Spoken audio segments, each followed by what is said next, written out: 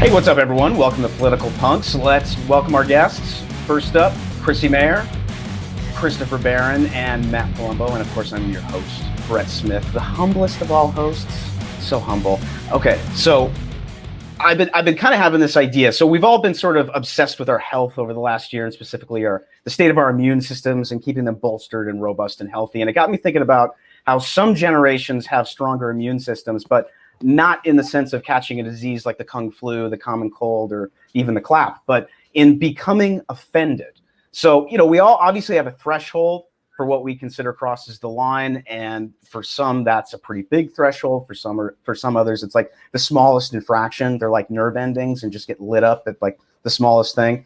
So in essence, we have an offense immune system. All of us do, some stronger than others based on circumstances. And when it comes to kind of like what Gen Xers were exposed to growing up from the standpoint of comedy and what we find funny, it seems like the gap between like what the future generations and what we think seems to be, what we find offensive seems to be getting like wider and wider. It's almost like the Grand Canyon. And it's just kind of like, is that a generational thing? Because I think about what we were all exposed to growing up. We had cable TV, MTV, movies, and then VHS. So Gen X had the least amount of adult supervision. So we had access to all this stuff we probably shouldn't have been watching, especially at early ages because of cable. And then, you go to the video store and you had anything you wanted and the X-rated version, over in the corner that you had to be 18 and over to go into. But I'm just sitting here thinking to myself, okay, my generation, the curtain, the curtain. But it's like, Chris, you and I are talking this off air. It's like we were raised on Mel Brooks, Richard Pryor, Eddie Murphy, Bill Cosby. George Carlin. The whole point was to offend. The whole point was George Carlin took sacred cows and then slaughtered them one by one. Like the whole point was to offend people. Like that's what comedy was about. So for me, it's so hard. I said to you, offline, like I was like, I don't know the last time I legitimately saw something was like, that's actually offensive. Because I like equate like offensiveness almost with like comedy. Like this is like somehow it's nature to be. Yeah. So I almost look for, right. Like I almost look for like, well, is somebody trying to be funny with this? Like, is it, you know what I mean? Like that's my natural kind of default because that's the comedy that I grew up on. Like I said, I'm the George Carlin era. The like let's say the thing, the 8 words you're not allowed to say on TV. Let's talk about the things you're not supposed to talk about. Let's slaughter all the sacred cows. And like that's why I think I'm completely immune to being offended. You have offense immunity. I do. I don't need a vaccine for that because I'm naturally immune. We've been vaccinated. It's almost like as Gen Xers, you look at like the movies of Joe Dante, the Zucker brothers, John Hughes, John Landis. You have Second City, you have SNL, Harold Ramis, Don Rickles, Joan Rivers, Mad Magazine. You have the National Lampoon magazine, which I think really defined humor for the 80s. But it's almost like we were like, it's like chicken pox. Like we were all exposed to this stuff. Yeah. Like the chicken pox parties that we all used to go to back in the day to become immune, and we become immune to it. So I think conservatives are more used to it too, like getting offended, but to the point where it doesn't really matter, just because it's sort of just expected. Like anytime there's a new celebrity I like, I'm like, well, I know I'm not going to agree with you on a single thing politically, and I'm sure if I hear your opinion, it's going to be offensive. But it's just you're used to it by then. And it seems like the rest of the newest generation is kind of getting pussified at an unprecedented pace.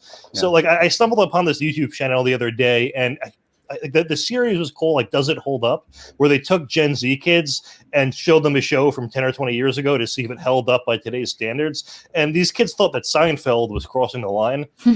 So like they thought that not like there's anything wrong with that episode was homophobic. Like, they didn't get that it's the opposite. So I don't know. I think hope is kind of lost with the latest. It's not.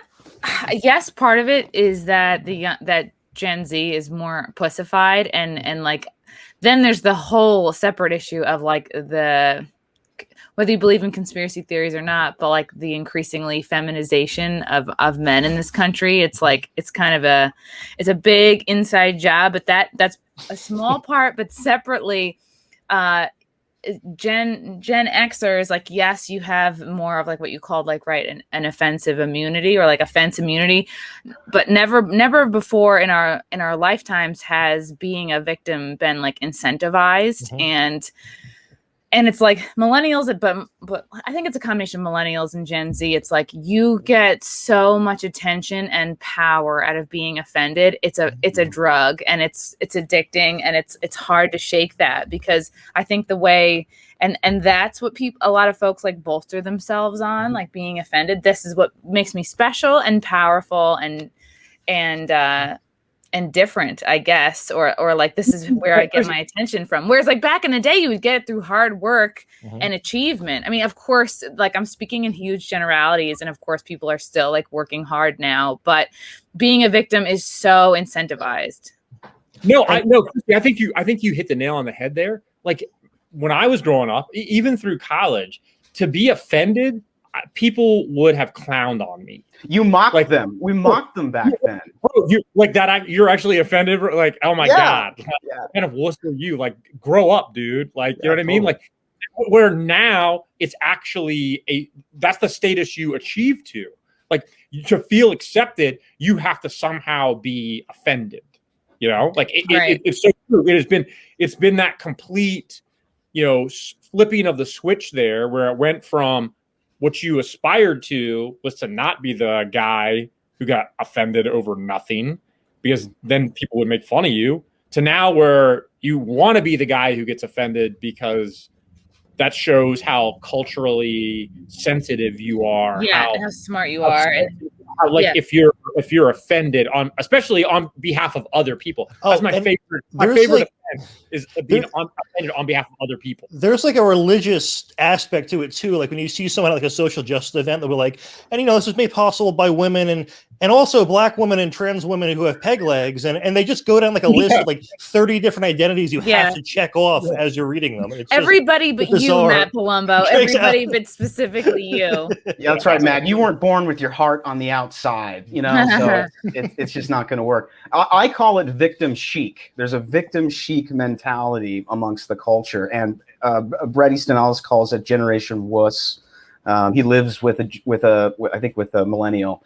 And it's weird because the millennials are kind of getting older. I mean, like the oldest millennials are in their late 30s. Those centennials, as Jack Posobiec calls them, the 80s babies. But it's crazy because I was looking through, kind of all of the stuff that we grew up on. And of course, I named off a bunch of stuff from the 80s, but then you get to the 90s and you get Gary Shandling, Seinfeld, Mad TV, Bill Hicks, Paula Poundstone, Brett Butler, Richard Jeni, Keenan Ivory Wayans, who is an absolute comedic genius.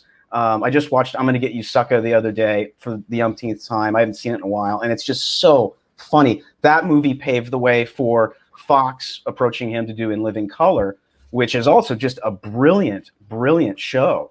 And so this is the stuff that we grew up on, and I think that it just kind of bolstered us to be tougher and have some grit. And it's like Chris was saying, it's like when you encountered people in the 80s or 90s that were offended by something, you would laugh at them, you would completely mock them, and now we kowtow to them and put them on a pedestal. And it's like you were saying, the feminization of men and the wussification. It's really sad. It's sad for dudes. Chrissie said it right when you said it's been incentivized. So my one of my nieces is getting ready to graduate from college. She voted for Trump in 2016. She's a badass bitch. She doesn't care what anybody thinks. She does her own thing. And college has ruined her. Like literally, like we got into an argument about like cisgendered and like privilege and all this shit. And I said to her, I was like, Courtney, I love you. And I know your sister believes this shit, but I know you don't. I know you're smarter than this. But the pressure she's under in college to be like accepted is to buy into all of this garbage, like to believe all of this stuff. Like she was just repeating like stuff that like just kind of wrote like oh well, you don't understand.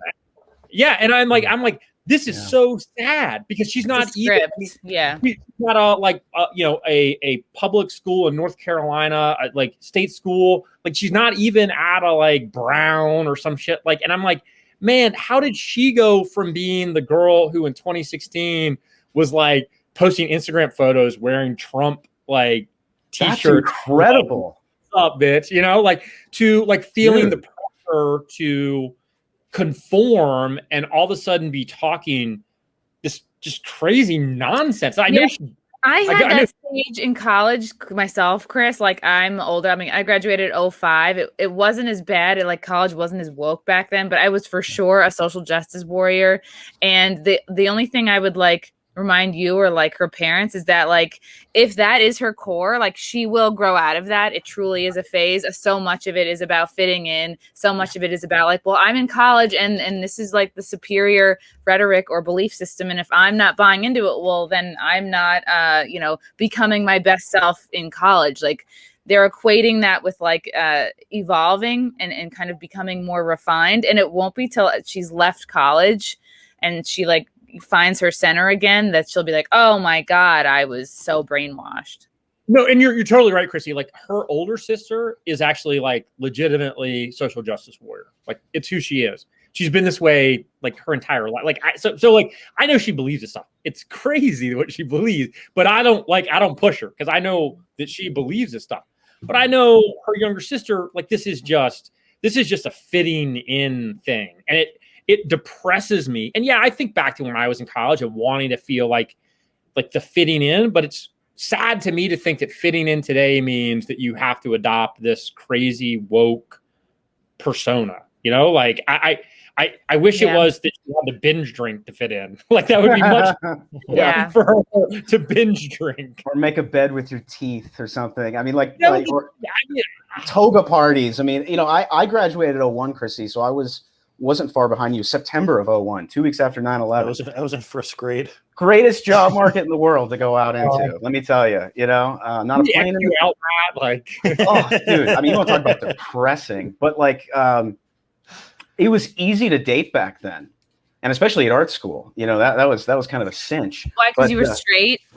I was straight. I was absolutely a rock star. I was one of the best they had, and very humble too. Yeah, it's just how. Remember, he's our most humblest of hosts. Yeah.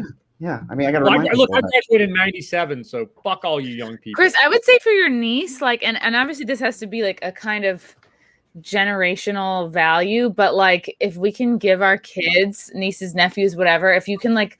And this is all happening because you get attention from having these woke values. And a lot of it is so performative. So much of it is virtue signaling. It's like if you can praise your kids and your nieces and nephews for their actual achievements or working hard or great things about their personality rather than like their these temporarily held beliefs. Like I think it's all about validation and sense of self and like feeling worthy and a self-esteem. And you can't just take away the shitty woke stuff. Well, now there's nothing there. I think if you slowly over time, like help to strengthen a kid or a young adult, like that's the only thing you can do because you can't tell them what to think. You just have to like, and even if it takes like stepping back and being like, I love you. And then just try to not have those conversations. And legitimately, we got into like this argument and like she started crying. It was like, me and her dad ganging up on her, like essentially, like we said, like I know you don't believe this shit.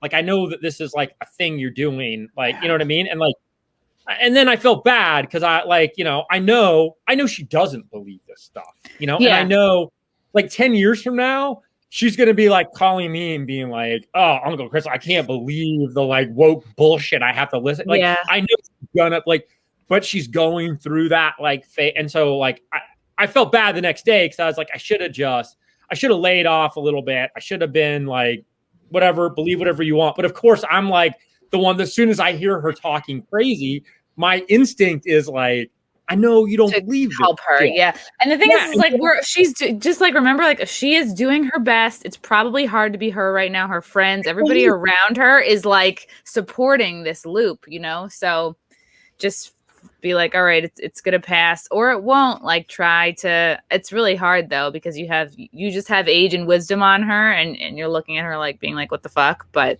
then I also remember the girl from like pre-college, and I'll never forget. And I have to remind myself of this. Like, I had a discussion with my dad one day. It was probably my junior year in college, and he said, I felt like I sent a better product to college than I got back. Ooh, that's good. Wow. Yeah, and I was like, that was a legit criticism, dude. That's probably one of the best indictments of higher education I've ever heard, because it really is. It's an investment.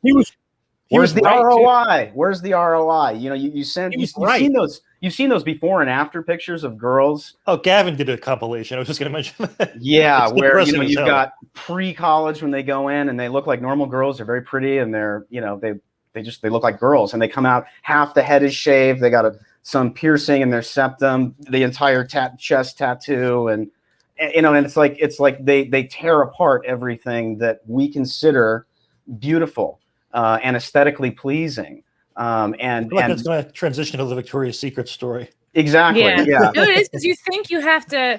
And I remember being in college, like, I almost got a nose ring. My mom was like, if you get a nose ring, I'm going to stop paying for college. And and then my friends were like, why don't you have any tattoos? Oh my God, that's so weird. And it's like, yeah, I just never had $70. Like, that's really the answer there.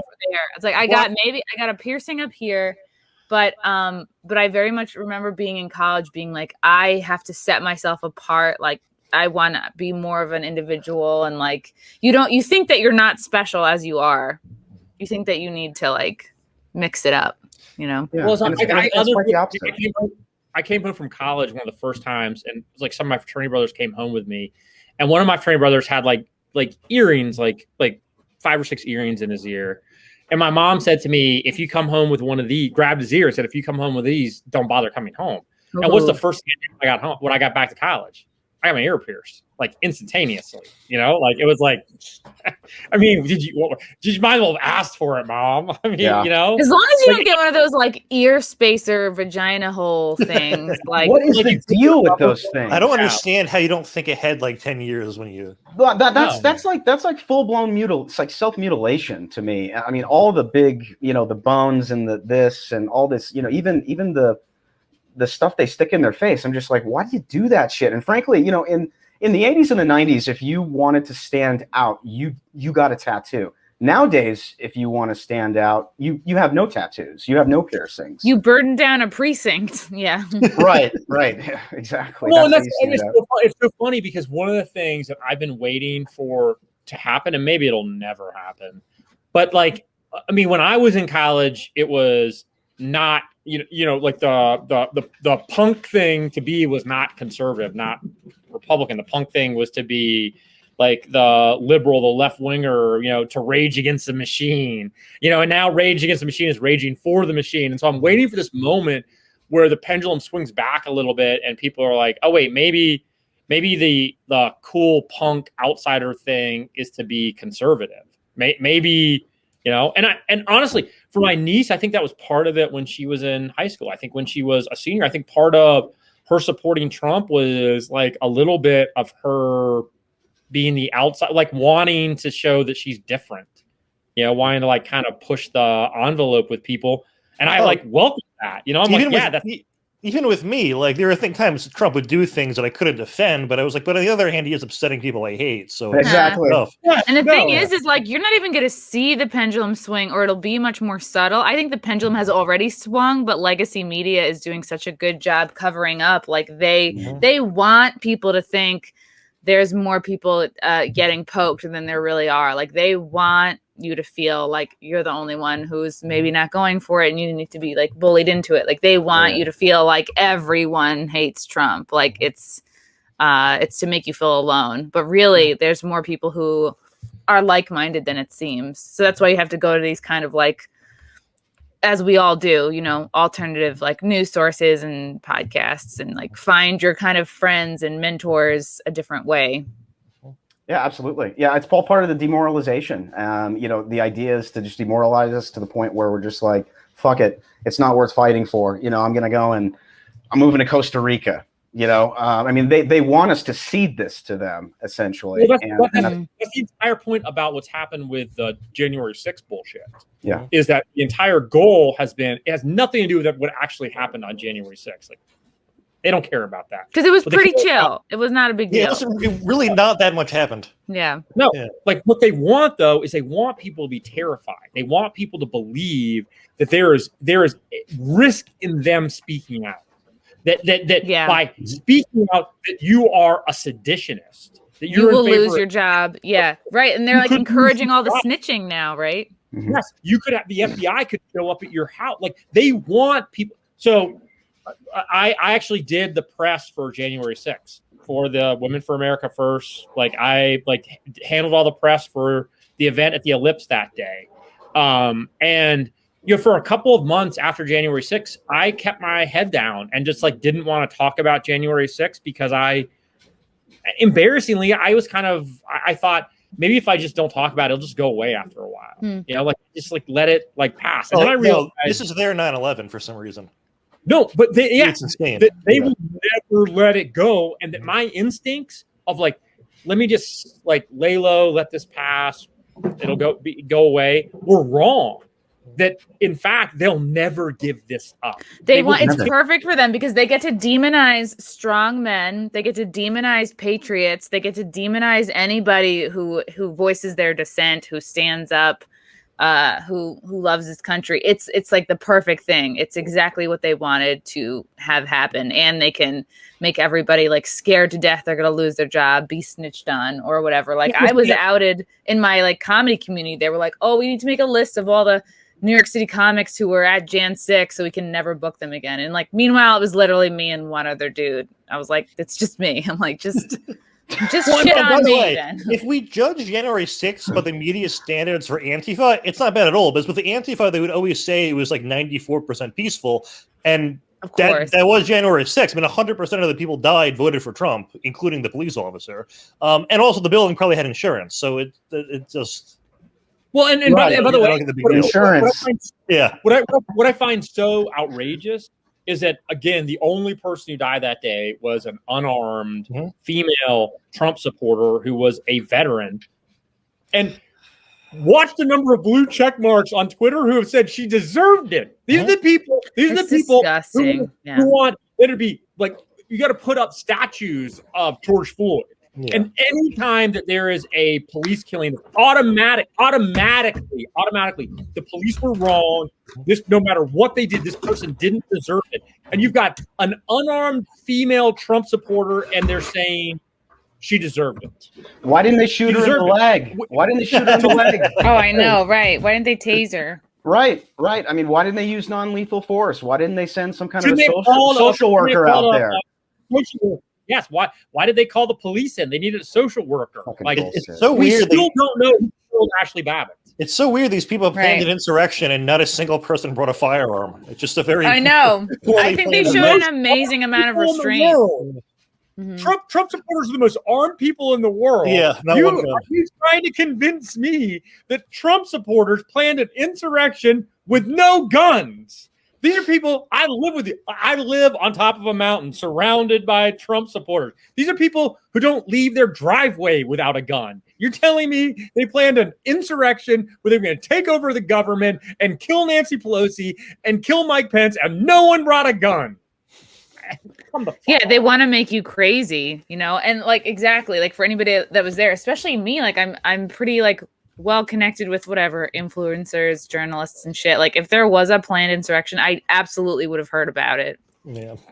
No, I mean, the only planned insurrection was when the Capitol Hill police let everybody up onto the Capitol Hill steps and then let everybody into the Capitol. Yeah. And I mean, this is confirmed now. And by the way, I had this thought the other day. Remember that viral video of that one black police officer who got honored, who was directing people away from the chamber, and they were acting like he was putting his life on the line? I mean, they caught up to the guy and nothing happened. Mm-hmm. Like there was never any actual attempt to hurt that guy. Like even the most egregious examples of planned violence, if you think it through, nothing was even ever really a problem. By the way, not that I want anybody to call me and ask me about this, but my name was on every press release that went out about January 6th, about the event. I've never one time been contacted by anybody about it. Neither has Amy Kramer, who organized the event. Not one time have I heard from anybody in all these congressional hearings. Not one time have I heard about it from the FBI. By the way, I don't want to hear from the FBI, so please don't contact me. I'm just saying, like, this intensive investigation about what happened has never, ever, ever focused on the president's speech at the Ellipse. Yeah. Which I think I still have a recording of in my phone. Yeah. Chris, they don't need you. They have their narrative. Mm-hmm. No, I mean, because again, if anything the president had done at the Ellipse had anything to do with what happened at the Capitol, I would have thought that the guy who was in charge of the media for that day, who sent out the press releases, who helped hype this up, like at some point somebody would have said, "Hey, Chris, right? Like, did you know what you were doing?" Yeah. Yeah. What were your conversations with the White House? How did this plan go down? Like Amy Kramer, Women for America First, who actually planned this event. Like you think somebody would have asked her, like, "Hey, Amy, since you planned this event, like, when did you talk to the president? What did you like?" None of that has happened because nothing had anything to do with the president. Nothing had to do with Trump. Nothing had to do with the rally that happened, at the Ellipse. Whatever happened at the Capitol was completely and totally separate from that. And their own investigation proves that. And they want you to feel crazy. Like, I don't know how many times I've screamed on a podcast or to a person, like, it was a planned marching point. It was never like we were rushing the Capitol because somebody told us what to do in the spur of the moment. But like, nobody fucking cares about the truth.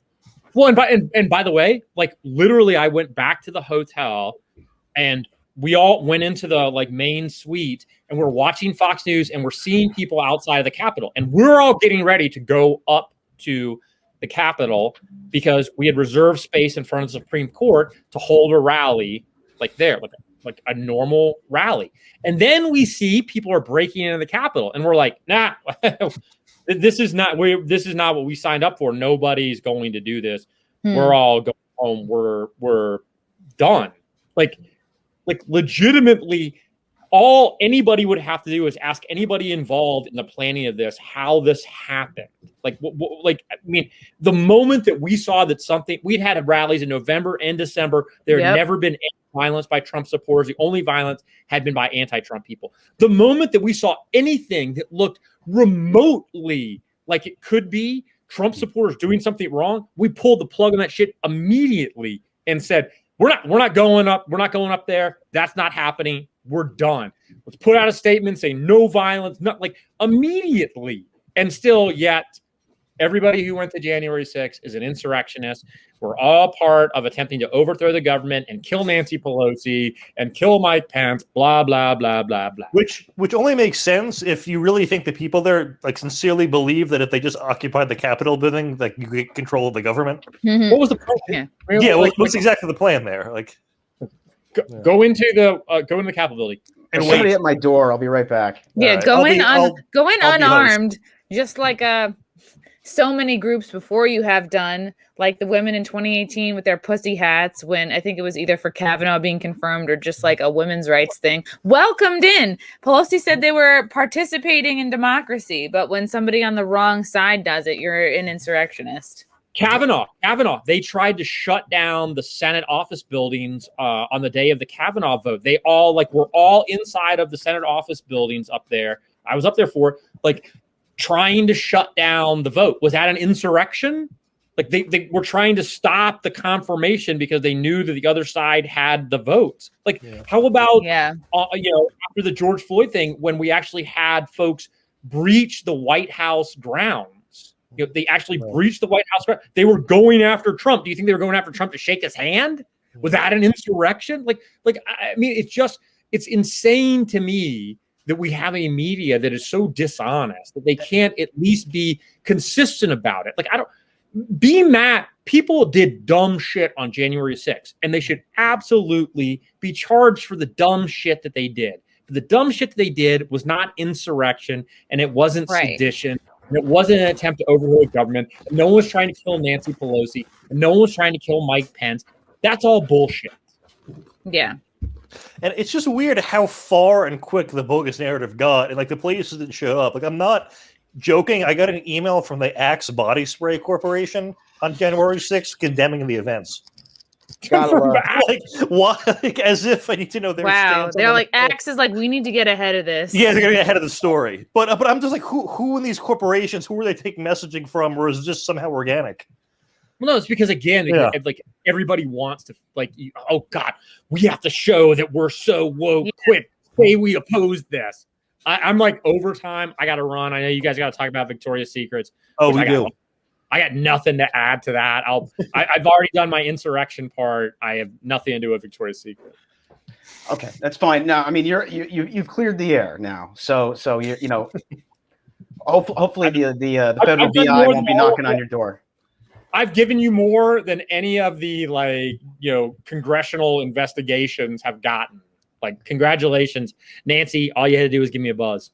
I'm surprised nobody's called you and been like, Chris, tell us about the insurrection. What did you have planned that day? You know, I mean, it's kind of an obvious question. By the way, I get again, not that I want the FBI to call me about this either, but like during the whole investigation into the Russia shit, like there's a ton of emails back and forth between me and Roger Stone during that time. Like I thought for sure, I'm like, at some point, somebody's gonna call me and be like, hey, what do you know about? And I'm like, I don't know shit. Like, Roger's trying to convince me to join the campaign, sending me emails, like I don't know what kind of fucking investigation these people do, but it seems like I don't know.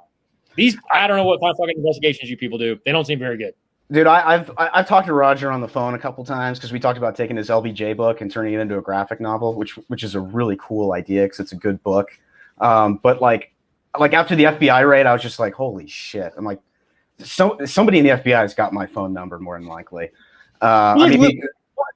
My brother would tell me, he'd be like, dude, every time I hear like something happening on TV, like I look to make sure your name's not in it. Do anything like it's like, but like again, and also all of that shit was another attempt to make everybody feel like you might get indicted next. Oh yeah, so they may come from and by the way, I didn't talk to Roger for a while after all that shit was happening because I was afraid, like, if I reached out even as a friend and said, hey, Roger, sorry for all the shit you're going through, that somebody's going to fucking show up at my door. Yeah.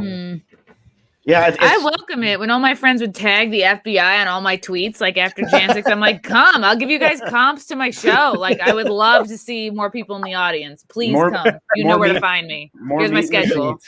More meat in the seats is always a good thing. Absolutely. Yeah. All right, I'm out of here, guys. Thank you so much. Fun. Have a good weekend, dude. See you later. Thanks, man. All right, so let's switch over to Victoria's Secret. And this is kind of like partially nostalgia for me, and we'll get into that because this is kind of a generational thing as well. So Victoria's Secret is undertaking a major brand makeover. They are ditching their legendary Victoria's Secret angels and replacing them with trailblazing individuals like Megan Rapinoe, Priyanka Chopra Jonas, transgender models, and more. Right. Yeah.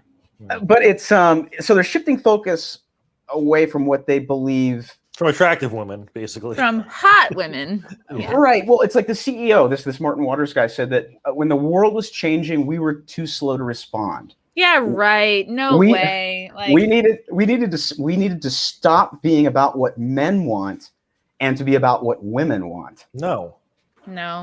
It's just old school. Like these old guys know what works, what doesn't work. These guys that have worked in, like, whether it's lingerie or the magazine industry, like, they are, for sure they are turning up their nose and sighing and like making puke noises every time they see like an overweight woman on a cover of a fashion magazine or this woke rebranding. It's like they know, like, all right, I don't think this is going to sell, but there's so much corporate pressure to do this. And I've been ranting about this Victoria's Secret thing like the last few days because it's like they're losing their brand identity, and now it's like they're going to become like every other lingerie brand right now. Like, you look at Rihanna's Fenty brand, like I had a lot of other examples, but like like what about the women who liked the way it was? What about the women who liked these hot women the way it used to be? I mean, like, who were super diverse to begin with.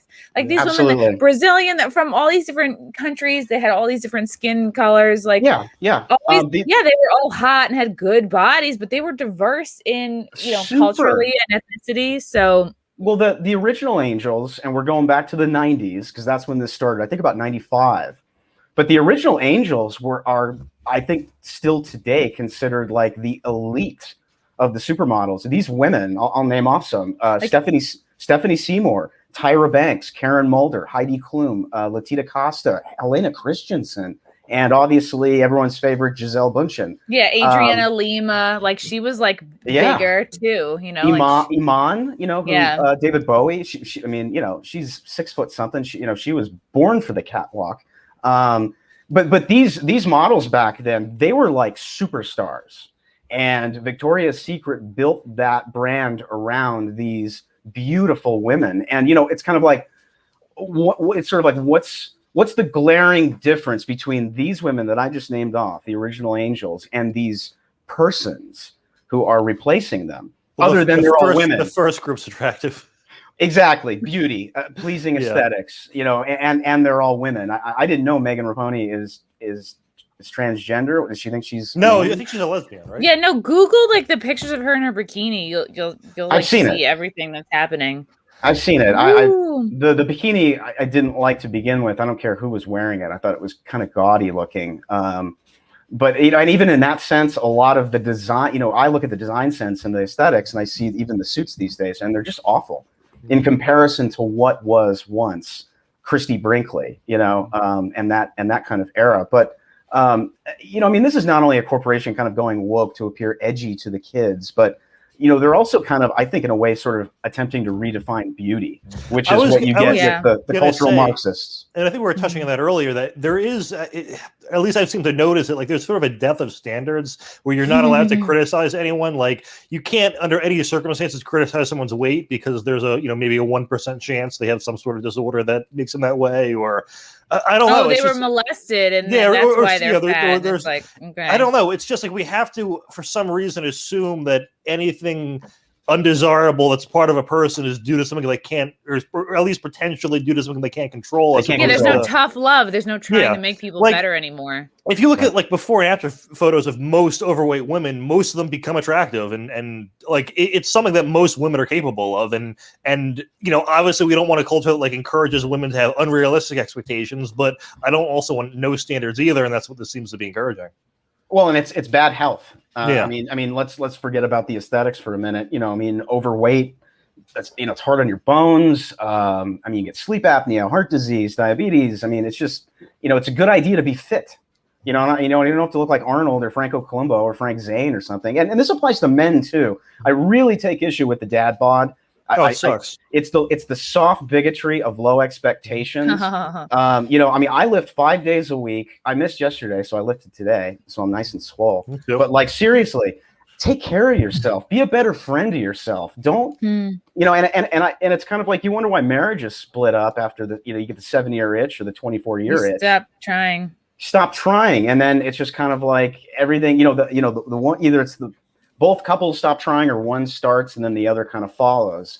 But I just hate this whole idea that the cultural Marxists, and they do it with everything. They even do it with comic books, with the artwork. You look at the artwork in Marvel and DC Comics nowadays looks like fan art, okay? Because they're not contracting people like me, who worked for them for 25 years, who are actually professional commercial artists and know how to make images which sell because they're aesthetically pleasing. And, you know, what did boys want to look at in the 80s and the 90s in comic books? You know, sexy girls and, you know, robust, muscular dudes battling. And, you know, it's modern day mythology, essentially. There's no difference between Superman and Batman and Perseus. And you look at the sculptures of Perseus and Theseus, and they're these just muscular, robust, heroic looking figures. And the left takes these, they tear them down, and they rebuild them in their own sick, twisted image. And then when you don't like it, when you don't love it as much as you loved the original, then you're a racist. You're a misogynist. You're a bigot. Speaking of which, you saw this ad like a few months ago where it was, I can't remember what it was for, but in it there was a family, and it was a white dad, a black wife, and they had 2 kids. One of them was Asian and the other one was like Mexican. And I'm like, I don't have a problem. It's a perfect family. I don't have a problem with it. It's just like, how is this believable? And I know if I point this out, I'll get called a racist. It's like a catch-22. I can't. Was the dog in a wheelchair? Like, did the dog have a wheel for a leg? That would have been an improvement. Would have been perfect. Like, You know what it is? It's like I'm going to sound like a crazy conspiracy theorist, but I really feel like there are the powers that be are supporting like the feminization of men, the masculinity of women. Like we're making our men we're encouraging our men to be less strong, less manly. Not like if you're a soft-spoken guy, you have to pretend to be somebody or not. No, it's like I think they're just encouraging men to not be strong, not do like their inherently masculine type stuff, like standing up for what's right, protecting your family, your friends, whatever, what you believe in. And like with women, it's like if you can convince women to like be like fucking fat and ugly, and that like no one has exactly men too, nobody has to try to look good. Our birth rates in this country are already down, like the lowest they've been in decades. Meanwhile, you have in China, like they're having classes and like their government is supporting, like they're trying to make their men more masculine. And their kids are doing college level math. So they're building fighting age men. I mean, that's the whole point. Yeah, Tucker pointed this out the other night that if you look at like what soldiers in the military is globally have to read, it's always a nationalistic text that's pro your country, why you're fighting this, why you're doing this. And then people in our army now are reading like Ibram Kendi and all this race crap, and it's just wow. What is the goal there? It's such a distraction. It's a huge distraction, and it's like this racism shit is everybody's Achilles heel. It's like it's such a distraction. And meanwhile, like, what are we slipping on while we're obsessing about race and gender? Well, it's funny. But my the one black guy at your show I went to was actually my roommate. We have to have one. Yeah, there had to be one legally, but he's been my roommate for about 2 years, and I've known him since college. And he said like it's been a past 4 or 5 years thing that race is even something he's ever thought about. Not like and this is probably like the best time to be alive racially. Oh, definitely. So it's just it's just a weird the narrative seems to be trumping fact. Or reality, rather. It's strange. This is another generational thing. I was watching a video of Keenan Ivory Wayans talking about when he was growing up. And they grew up in kind of a hard neighborhood, but they had a active father in the family. Mom was real active. Grandparents were all active. I think they're religious. I think they were Christians. Everybody had a job. Even if it was doing chores and stuff like that. But when they were of age, everybody had a job. And he said everybody had kind of like a side hustle. And his dad would buy stuff at discount and then sell it again. And his mom was always like, it's okay to have a side hustle. But she said, just because we're in the ghetto doesn't mean that we are ghetto. But he was talking about how the neighborhood he lived in was near Hell's Kitchen, and you had kind of this divergence. And he's a Gen Xer. He's in his 50s. So this is probably the 70s, him growing up in. But there was this divergence of Black, Puerto Rican, and then in Hell's Kitchen you had the Irish. So he said every day we'd walk outside to go to school, and it was kind of like you were kind of looking over your shoulder. You're getting ready to fight because we were always kind of clashing, and it was the races. And he said by the time I got out of high school, he said my brothers were starting to go to high school. He said they'd walk out the door and they'd see a Puerto Rican or a Black kid or a white kid, and that's just their friend. So that's the 80s, right? That's the transition of the generations. And for me, my brothers have 8 and 11 years on them. So it was different for them growing up in the 70s. For me, the 80s, especially living in Arizona, being in the Southwest, my best friend growing up was half Indian, half Mexican.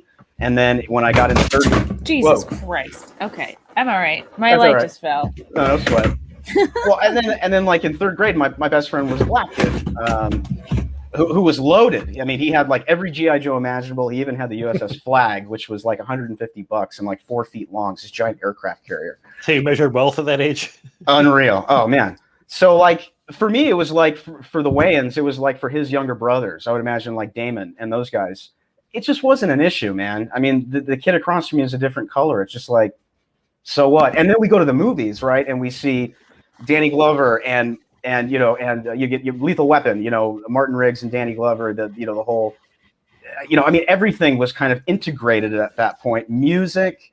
I mean, hell, you even had, it's like I listened to a lot of heavy metal and I loved Fishbone. They were all Black.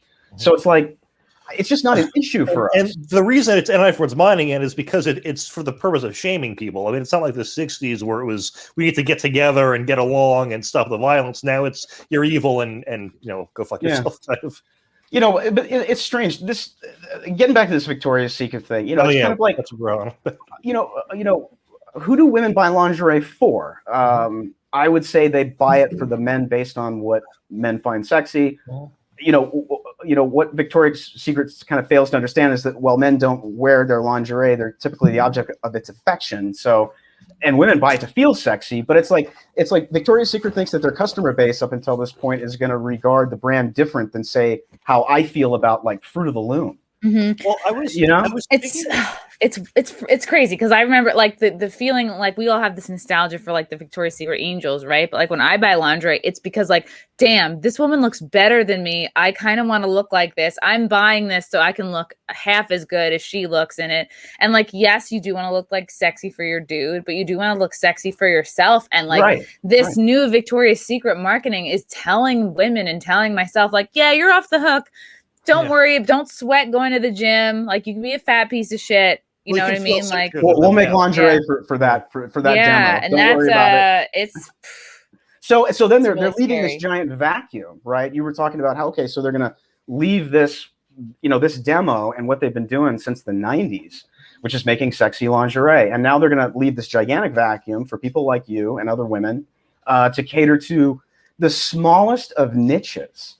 Well, I have the opposite take from like, there's two theories behind this. One, they're just completely woke, and the CEO has some weird connection to Epstein and some other some weird stuff going on. The second is it could be that as the nation unfortunately gets fatter, that their original base is actually the niche now, and it's the That's lower true. standards people are actually a bigger market now. So we're it could be that, getting back to the soft bigotry of low expectations. Correct, We're just going to be a fat, slovenly, gross nation. Putting the soft in big in soft bigotry. So the other thing that's funny about this is Megan Rapinoe said something really strange. God, is that how you say her name? I've been saying Rapinoe this whole time. Is it Rapinoe? I don't know. I mean, I've heard Brett say it 3 different ways this episode. It's these Italians, man. You can go anywhere. It's an Oni or an Ini. I don't know. Anyway. She said, I think functionality is probably the sexiest thing we could possibly achieve in life. Sometimes, no, it isn't. Sometimes just cool is sexy too. Meaning she has nothing creative or thoughtful to say on the subject. She's just another dumb jock, which I knew all along. She's a moron. But let her model fucking soccer clothes. Like let her model. Like she can be flat and model sports bras. Like isn't that what the dudes do? The professional dude soccer players do? They model sneakers and their Adidas and Nikes and all that shit, or whoever makes the balls, or whoever they can convince to wear a dress to get on the cover of Vogue. But I mean, what I'm sitting here thinking, I'm like, what is functional underwear other than like on a man, it's the flap, of which you relieve yourself. You go to the head, but like. When I think of functional underwear, if we're talking like lingerie, I immediately think of like crotchless panties, or maybe like those edible ones that look like Twizzlers. I've never tried those, but definitely crotchless panties. That's very functional. It's true. Well, the functionality is very sexy. Puts the fun in functional. Yeah, Chrissy, what's your definition of functionality when it comes to sexy? Yeah, I try to not have comfortable underwear that looks like shit. Like obviously everyone wants to be comfortable, but you just like some of that Victoria's Secret stuff I've heard over the years from ex-girlfriends and other girls. It's not the most comfortable stuff in the world. I mean, it's kind of it's meant to obviously be taken off. Yeah, you have to just like try on a lot. Like just like there's women who think that there are no comfortable high heels. It's like you're just not trying on enough. It's like I wear thongs like 85-90% of the time just because it's like you forget about it, and it's I don't know, even when I was single I'd be like, okay, don't be caught in some underwear you don't want to be seen in, and then I just sort of like raised my standards, and also it makes me feel better, especially when they match, it's just like this little thing you can give yourself. And I don't know, I just don't understand people that are like, I don't know, that like they have special gross period underwear. It's like, no, just wear black underwear. Like, I don't know. Just always be on top of like trying to elevate yourself. Cause if you even like, and that also means like, throw out your shitty, ratty looking, poor people shoes. If you're just like, oh, this is really comfortable, but like, I don't know. I'm all about not being comfortable all the time because you have to have some standards, Yeah, I was in Walmart the other day getting my eyes done. I was at the optometrist, and I look over, and it's just some fat girl in her 20s dressed in her pajamas, a plaid bottom with it riding up the crack of her ass, and some kind of sweatshirt on. And I hearken back to what Karl Lagerfeld said when he said, if you bought sweatpants, you've lost control. You've given of your up. life. Oh man, that's one of my favorite quotes of his. Yeah, and like dressing, I don't know who said it, but like dressing up is just having good manners. Like, what kind of a day are you setting yourself up for?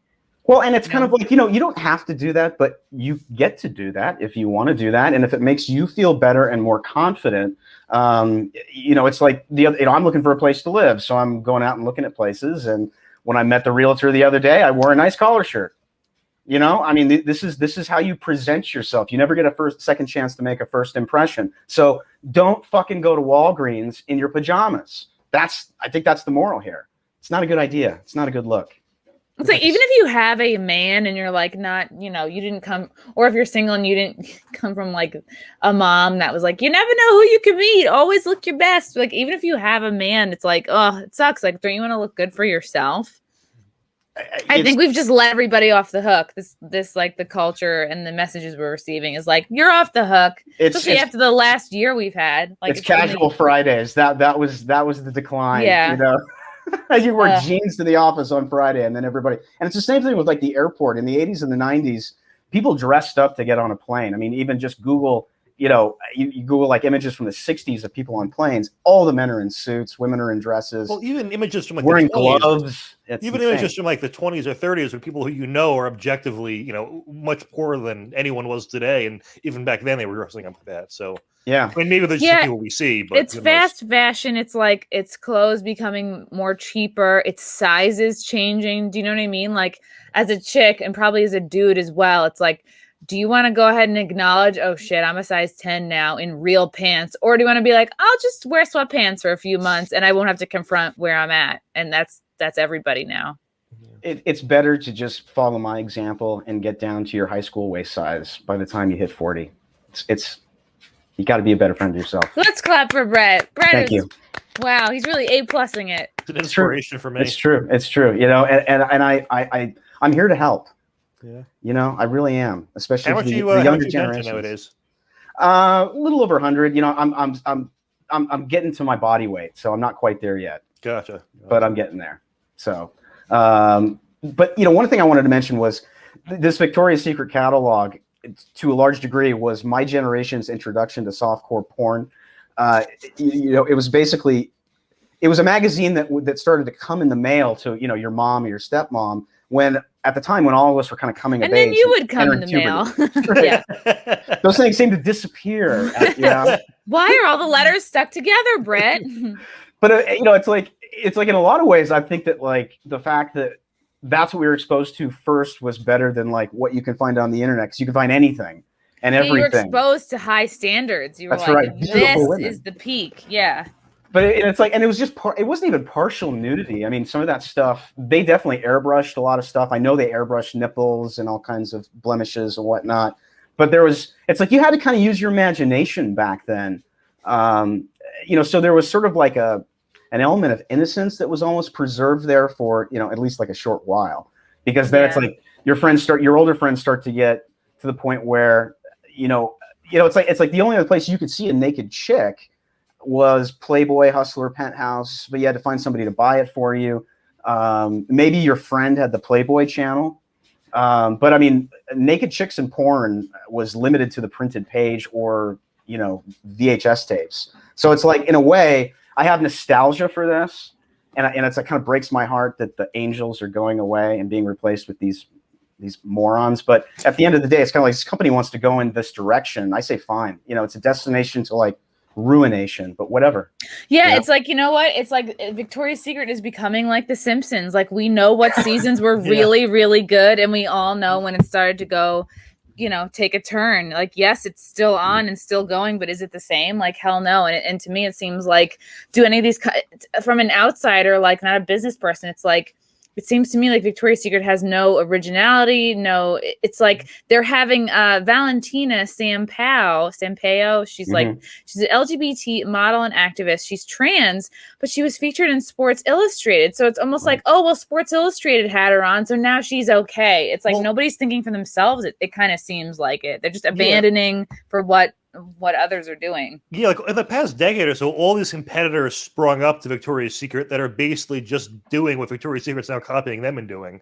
So maybe like 10 years down the line, though, those be like a counterculture company that brings back standards or something. I don't know. Yeah, I think hopefully the market is able to dictate. I mean, yeah, even though lamestream media is getting like less views than Tim Pool, it's like they're still on the air. So it's like, is it going to be that way with Victoria's Secret? Like, even though they're not crushing it, they'll still be there, like just for looks. But yeah, I think as Victoria's Secret like melds into this amoeba of like every other woke lingerie company, it's like maybe that makes room for like an independent, somebody with standards, like with glamorous hot women again. And you'll be like, yeah, I would love to throw my money at that. Yeah, there's an opportunity there. I just kind of look at it as, okay, you're just going to create a giant vacuum for a large swath of sales. I mean, that's a big customer base that you're abandoning. And it's, I want to ask you guys something. So, you get this whole get woke, go broke. And you guys have heard that. I don't know if it's true though, unfortunately. I don't know if it's true or not, man. We talk about these conspiracy theories, and it's like I don't think they're conspiracies at all. Every company is woke, you have no choice, so it kind of cancels out then. Yeah. Well, I'm starting to think that maybe this whole woke agenda through corporations is kind of to flex on the public and to see who's going to go along, get along to go along, and who's going to push back and say, that's not right. There's certain things the government can't push on us and make happen, so it's trickling. I think the control and the power is trickling down to these corporations because, like the government can't force a stabby, but private companies can. Private companies can enforce these fucking horrible, you need to take a diversity class like twice a year. You have to, A lot of censorship, it seems like, is getting outsourced to private companies too. Yeah. You see this on Facebook, like they'll partner with certain groups that like quote unquote fact check certain things. And it seems like anything that goes against the dominant narrative just gets fact checked pretty much automatically. And yeah, I love hearing from those USA Today fact checkers, the hall monitors of life. It's really wonderful. Yeah. I think this, you look at the ratings of CNN, you look at the New York Times. I mean, they're all just basically bottoming out. So this whole thing about get woke, go broke, I don't think they care about going broke. I think they care about pushing an agenda. Yeah. Regardless. And, the left has money to burn because they play the long game. They're not like conservatives where they're like, where's my ROI and when am I going to get it? And no, I'm not saying that's wrong, but like the legacy media, they don't need to make money. They don't need to have viewers because they make a killing in their pharmaceutical partnerships. All the money they get from pushing drug ads. Yeah, so it's interesting that getting back to the Keenan Ivory Wayans interview, he was talking about In Living Color and the censors, and he said something just kind of blew my mind, and I'm just kind of like, why didn't I think of this? But he said, we had to deal with the censors, obviously, and there's certain things that we had to kind of creatively work around.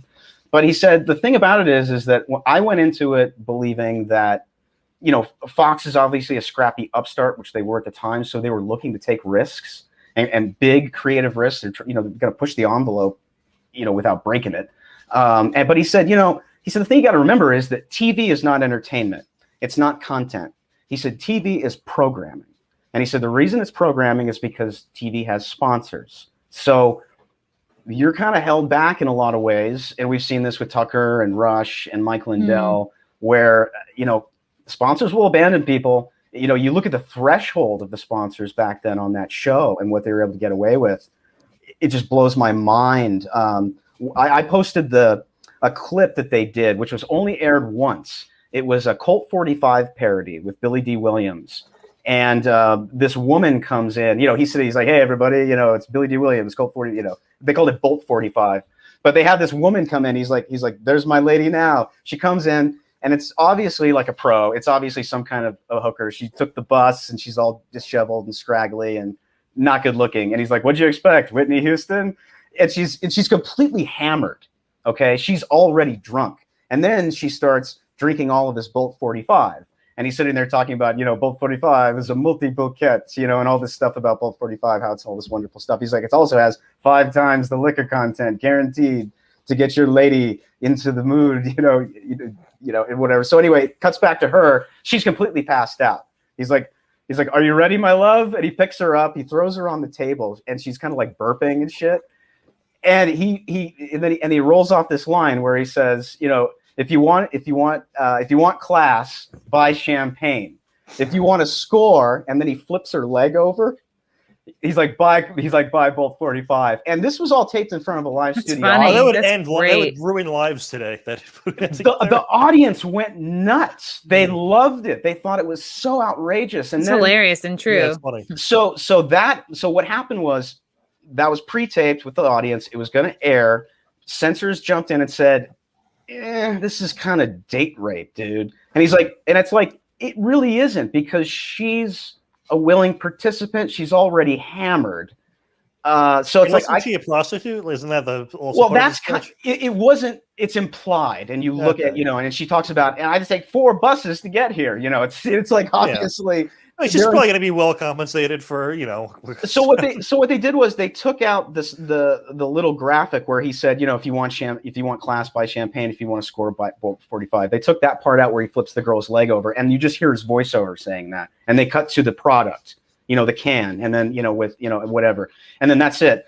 So what happened was, when it aired, the live version, they got the tapes mixed up. At least that's the story. So the original one aired, and everybody went nuts. And then so when you buy it now on DVD, it's the edited version. Yeah. But it's somebody recorded it and posted it on YouTube, so it lives forever, basically. But I mean, you could never get away with something like that. But I found it fascinating listening to him talk about how to kind of creatively get around the censors, and that's kind of what you did back then. And I don't think you can really do that today. It's just not the same. Yeah, that's a really important takeaway. Just like every TV you see, like, it's programming. Like, what are you being programmed to think and feel? I never thought about it that way. It just never even entered my mind. I figured these are people who are satirists, and they're pushing the envelope, and they're doing all this crazy stuff. But it's with the willing participation of the network, that and quote unquote gatekeepers, essentially. So, hey, Chrissie, I forgot to ask you when we were talking about comedy. I was thinking about stand-up and how Richard Pryor. Don't do it. Oh, George Carlin and like Eddie Murphy. I just watched Raw the other day, which back in '88 almost got an NC-17 rating because it was and Keenan worked on that with Eddie. He was part of some of the writing. But I just think about how those guys really changed stand-up to a large degree. I know like Lenny Bruce and some of those early guys obviously kind of were trailblazers, but you growing up. Who was influential to you? Was it largely just like, I mean, did you get a lot of inspiration from the male comics? Because there's not a lot of female comics out there. Yeah, I'm so weird. Like, I didn't really come into stand-up as a huge like comedy nerd, as so many performers do. Like, my sense of humor was shaped by my very passive aggressive family. Like, we wouldn't communicate directly about our thoughts and feelings, so we would just shit on each other, cut each other down. Like, I grew up watching my mother and father just be unbelievably passive aggressive and sarcastic to each other, and just like snippy. And then so like I picked that up. They're like bickering, Oh yeah, and it was fun. And Dad would leave the room, and we'd shit on him, and like, it was just a blast. And so, and then just I don't know, like being kind of not poor, like we were Long Island poor, but it's just like, and then like a lot of things kind of added up, like being a third child, like it's, I think there's whatever statistic it is like, I know what that's like. It's more likely that it's like youngest children will become comedians. I think you just like become, your senses are heightened, like you're more observant, you've like seen more of like the human experience at a younger age, I guess. Well, you watch your older siblings grow up and go through the machinations of life and everything. Yeah. So you're an observer. I was like, not even like, in college, I think I would be listening. I'd go to the library and listen on like the library headphones, like some George Carlin. I definitely remember doing that. It might've been like, I might've been trying to like write a paper or something, but I was definitely not like a comedy nerd. I was always Yeah. curious about it. And then I did like this internship at Conan, and I was like, only because I thought I really wanted to be a reporter. I interned at Dateline, and then I was like, oh God, this is so fucking boring. And then I got an internship at Conan, and I was like, these feel like more my people. And then I would talk to the writers there. The writers were like, well, if you're interested in comedy, like just go do improv. So I did that for 5 years and like learned to be quick on my feet, like learned all these like other useless for making a living skills, but great for stand-up, you know, what you learn in improv. So it was that plus like my upbringing, like created kind of like a sharp wit, you know, and I was still very like intimidated by stand-up. And it wasn't until like after I'd done 5 years of improv, did a one-woman show, and then I started doing stand-up. And it was more just like, this feels great because I can be honest. I can like speak my truth in front of a room full of strangers. There's no consequences. There's going to be no backlash. I'm not going to hurt anybody's feelings. I'm not going to hurt like my boyfriend or my mom's feelings because I can be honest with these people. I cannot be honest with like a face-to-face interaction. So it was like very freeing. And I felt like, oh God, I can finally like get things off my chest. Like just saying true shit.